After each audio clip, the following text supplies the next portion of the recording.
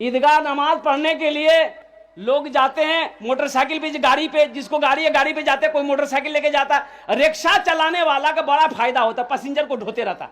आदमी ईदगाह जाता है, बच्चों को भी लेके जाता है। जमात खड़ी हो गई, एक मुसलमान रिक्शा वाला था, वो भी बेचारा टोपी तो थी नहीं, एगो पॉलिथीन लिया, सर पे रख लिया, नियत बांध लिया, अल्लाह, सबसे पीछे सब में। अब कुछ बच्चे लोग गए थे ईदगाह नमाज पढ़ने के लिए, कुछ बच्चा उसका रिक्शा में चढ़ गया। अब रिक्शा में भोंपू होता है ना, भोंपू, एक बच्चा बचाया, भों, रिक्शा वाला बोलता रहे उतर वे, उतरेगा, तो बच्चा बजाना छोड़ दिया। फिर दूसरा बच्चा बजाया, थोड़ी देर बाद भों, ये कहता अभी हम नमाज में हैं, नमाज में नहीं रहते, तुमको बता देते हम। नमाज हुई? अरे बोलो नमाज हुई? ये नमाज फायदा पहुंचाएगी? नमाज फायदा नहीं पहुंचाएगी। अल्लाह जब पूछेगा 2 लाख टका कहे लिया था लड़की वाला से, तो क्या बोलोगे? मौला ये अल्लाह हमको थपाची चलाने का बहुत मन था। अच्छा एक चीज बताइए, जिस लड़की वाले से आप 2 लाख रुपए मांग रहे हैं, तो उसकी वो बेटी जिससे आप शादी करने वाले हैं, उस बेटी को पता चलेगा कि नहीं चले मेरे बाप से 2 लाख रुपए मांग रहा है? पता चलेगा ना भाई। जो आपकी बीवी बनेगी, 3 लाख रुपए आपने लड़की वाला को रोला के लिया, उस बच्ची को भी पता है जो वो बीवी बनकर आएगी कि कितना घटिया आदमी मेरा शौहर है, हमसे शादी करने के लिए मेरे बाप से 3 लाख रुपए लिया, कर्जा, मेरा बाप कर्जा उठाया है, सूद पर पैसा उठाया, तब लाकर उसको दिया है। वो बीवी जो शादी करके जब आएगी ससुराल, तो आपकी खिदमत करेगी? ए नौजवानों, खिदमत करेगी? पैर दबाएगी, बदन दबाएगी, सर दबाएगी, नट्टिए दबा देगी वो।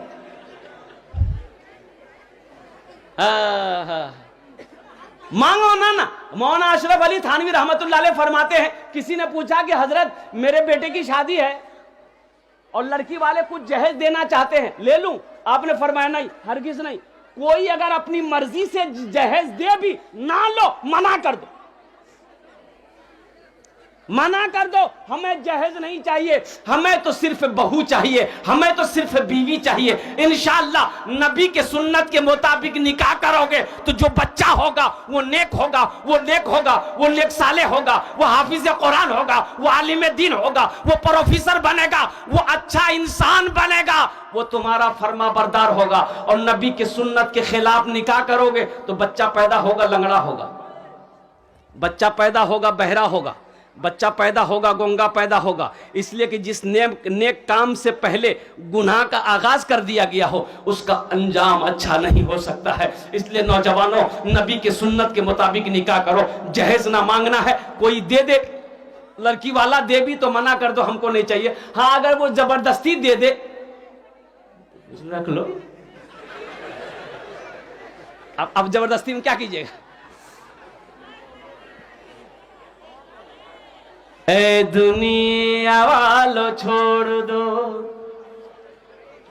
ए दुनिया वालों छोड़ दो आदत जहेज की, ए दुनिया वालों छोड़ दो आदत जहेज की, अच्छी नहीं है रीत रिवायत जहेज की। सबसे बड़ा जहेज है ए दोस्तों दुल्हा, सबसे बड़ा जहेज है ए दोस्तों दुल्हा, फिर इसके बाद कुछ नहीं कीमत जहेज की, फिर इसके बाद कुछ नहीं कीमत जहेज की। इंशाल्लाह वादा करो, ना जहेज लेंगे ना जहेज देंगे। कितने लोग तैयार? हाथ उठाओ। इंशाल्लाह ना लेंगे ना देंगे। आज जो ले लिए हो वापस नहीं होगा। जी हजरत, वापस कर दो, गाड़ी पुरानी हो गई है, वापस कर दो। ससुर को बोलो कि गाड़ी पुरानी हो गई है हजरत, ले लीजिए आप। कुर्बान जाओ नौजवानों, तौबा करो, तौबा करो, नबी के सुन्नत के मुताबिक अपनी बच्चियों का निकाह करो। तो अल्लाह के रसूल इरशाद फरमाते हैं कि निकाह में 4 बातों की बुनियाद पर लोग निकाह करते हैं। कै बातों की बुनियाद पर निकाह करते हैं? 4 बातों की नहीं। अल्लाह के रसूल इरशाद फरमाते हैं, कोई निकाह से पहले हसब नसब देखता है, खानदान कैसा है, लड़की का खानदान कैसा है। कोई हुस्न जमाल को देखता है, खूबसूरत है कि नहीं, लड़की हसीन है कि नहीं, लड़की ब्यूटीफुल है कि नहीं है। कुर्बान जाओ, कोई मालो जर देखता है, टाका है कि नहीं है, कोठी है कि नहीं है, बिल्डिंग है कि नहीं है, जमीन है कि नहीं है। तो अल्लाह के रसूल इरशाद फरमाते हैं, तुम दीनदारी को तरजीह दो। जिस घर के अंदर में दीनदारी हो, जिस लड़की के अंदर में दीनदारी हो, उसको अपनी बीवी बनाओ। जिस लड़की के अंदर में दीनदारी हो, उसको अपनी बहू बनाओ। जिस घर के अंदर में दीनदारी हो, उसको अपना समधी बनाओ। और जिस लड़के के अंदर में दीनदारी हो, उसको अपना दामाद बनाओ। दौलत को तरजीह ना दो, दौलत तो आने जाने वाली चीज है। हुस्न जमाल, खूबसूरती को तरजीह ना दो। जब तक जवानी है, खूबसूरती बाकी है। जवानी ढल गई, खूबसूरती खत्म हो गई। और कुर्बान जाओ, तो इंशाअल्लाह दीनदारी को तरजीह देंगे। बोलो भाई, दीनदारी को तरजीह देंगे। तो दीनदारी को तरजीह देने के लिए खुद दीनदार बनना पड़ेगा। पहले दीनदार बनना पड़ेगा ना।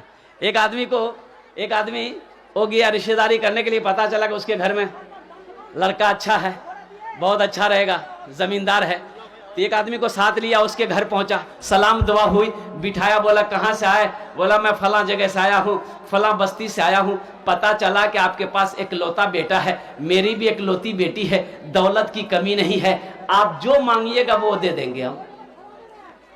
तो लड़के का बाप बोला कि भाई पहले तो हम आपकी लड़की को देखेंगे, अगर पसंद होगी तो रिश्ता कर लेंगे। और अभी का जमाना, अभी का आलम यह है हजरत, मैं आपको क्या बताऊं, हर लड़का को खूबसूरत लड़की चाहिए। बोले बात सही कि गलत है? काली से कोई नहीं करेगा, काली लड़की किसी को नहीं चाहिए। अच्छा, वो खुद काला है क्या तवा का तल्ली है? लड़का तवा का तल्ली है, लेकिन उससे पूछिएगा ना कैसी चाहिए, बोला ब्यूटीफुल। बोले बात सही कि गलत है? बोलो। अरे सब गोरिये से शादी करोगे तो काली बच्चियों का क्या होगा, काली बहन का क्या होगा, काली लड़कियों का क्या होगा? सिर्फ सूरत ना देखो, सीरत देखो। हजरत बिलाल हबशी भी तो काला था। हजरत बिलाल हबशी, अरे भाई बोलो, हजरत बिलाल हबशी काला थे ना, लेकिन मोमिनों की जान। एक शेर सुना दे हजरत बिलाल के ऊपर में। ढल के मुस्तफा के इश्क में, ढल के मुस्तफा के इश्क में साहिबे जमाल हो गया। ढल के मुस्तफा के इश्क में साहिबे जमाल हो गया। ढल के मुस्तफा के इश्क में साहिबे जमाल हो गया, साहिबे जमाल हो गया। एक गुलाम काले रंग का हजरते बिलाल हो गया। एक गुलाम काले रंग का हजरते बिलाल हो गया। नौजवानों, सिर्फ सूरत ना देखो, सीरत देखो, दीनदारी देखो।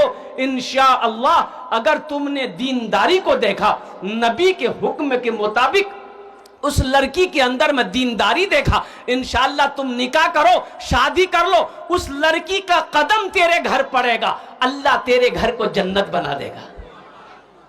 एक लड़का ऐसे ही छांट रहा था, फोटो दिखाता, रे ऐसे करेगा रे? बोला नहीं करेंगे। काहे न करेगा? बोले न दांत निकला हुआ, हटाई। एक राज करव है रे?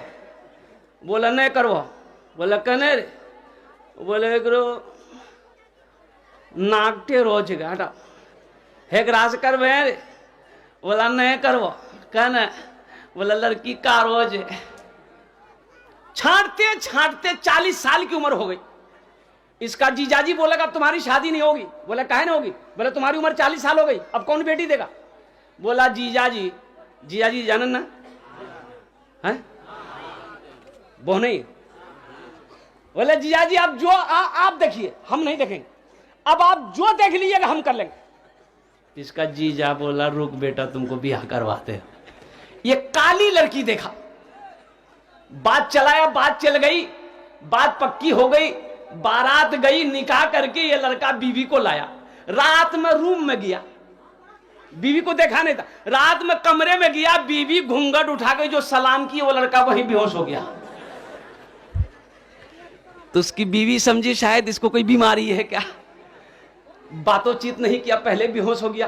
तो पानी का गिलास था, आंख पे छींटा मारी, वो लड़की बोले अरे उठा, हम आपसे कुछ पूछना चाह रहे थे, अब उससे पहले बेहोश हो गए। वो लड़का आंख खोला, बोला जो पूछना जल्दी पूछो नहीं तो फिर हम बेहोश हो जाएंगे। ये लड़की बोली कि हम यहाँ नई आए हैं, ये बताइए किससे पर्दा करना है, किससे पर्दा नहीं करना है, आप मेरे शोहर हैं, आप हमको बता दीजिए। वो नौजवान बोला कि सुनो तुम किसी से पर्दा करो या ना करो लेकिन हमसे पर्दा जरूर करना। फिर लड़का बेहोश हो गया। खाली खूबसूरती देखोगे, इस धरती का सबसे हसीन जोड़ा हजरत फातिमा ज़हरा रदी अल्लाह ताला अन्हा, हजरत अली शेर खुदा रदी अल्लाह ताला अन्हु, ये सबसे खूबसूरत जोड़ा। और इससे भी हसीन जोड़ा, खूबसूरत जोड़ा इमामुल अंबिया जनाब मोहम्मद रसूलुल्लाह सल्लल्लाहु अलैहि वसल्लम और अम्मा आयशा सिद्दीका रदी अल्लाह ताला अन्हा।